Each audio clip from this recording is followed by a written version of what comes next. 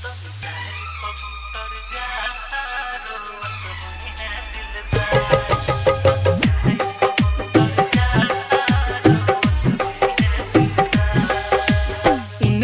के समझइहा, दर्द दिल के बतइहा।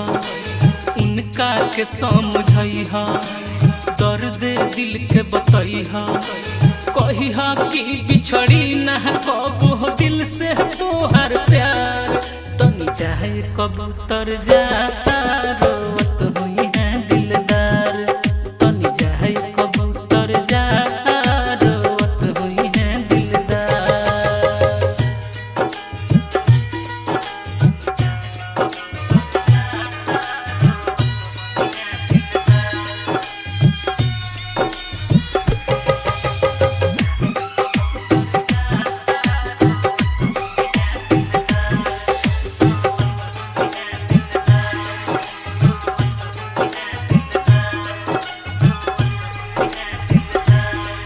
पूछलिहा कैसन बाड़ी मोर जान। उनके महबूब से हमरो पारा। पूछलिहा कैसन बाड़ी मोर जान। उनके महबूब से हमरो पारा।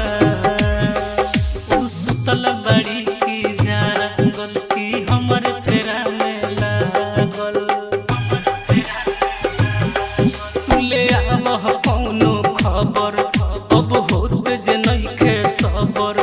तुले आवह कौनो खबर, अब होत जे नइखे सबर। कह दीहा कि सपनों में हमारा हया बस एक बार। तनी चाहे कबूतर जा रोवत हुई है दिलदार। तनी चाहे कबूतर जा रोवत हुई है दिलदार।